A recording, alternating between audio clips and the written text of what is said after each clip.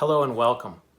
I'd like to take this opportunity to first thank the first responders, the doctors and nurses, EMTs, police, firemen and women, as well as those in the grocery stores and pharmacies, keeping those open and keeping them operational.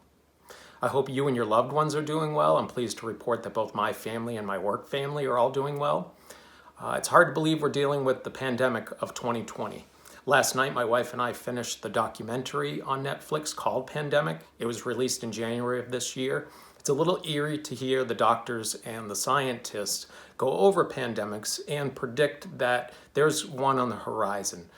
It wasn't really a question of if a pandemic was going to take place, but a matter of when.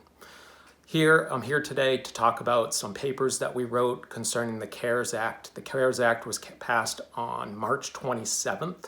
It's a $2 trillion stimulus plan, the largest stimulus plan we've ever seen before. There are three major areas that we're going to discuss and explore in these papers. That's why we wrote three separate papers, so you can go directly to that paper that you think will impact you or that you're interested in. My colleague Andrew wrote the paper on personal finances, which covers unemployment benefits, rebate checks, and retirement benefits. He also touches on the fact that RMDs, or required minimum distributions, have been waived by the government for the year 2020. If you've already taken your required minimum distribution, the government has issued guidance as to how we can put that money back in if you want to avoid taxes. The second paper that was written by my colleague David is on education, on the education landscape.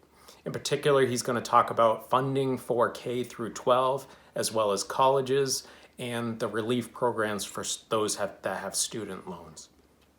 The third paper, written by myself, is about the small business relief program. In particular, I'm focusing on the Paycheck Protection Program. It's a $349 billion program. The whole idea of this is to get money out to small businesses in the hopes that they stop doing layoffs, if possible.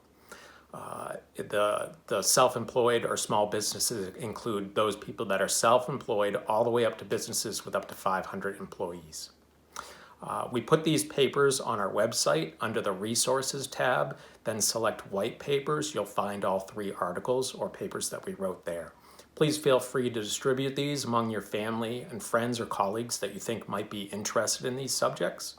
If you have any questions pertaining to any of the content in them, please feel free to reach out to us. We're here to help. Be well and stay safe.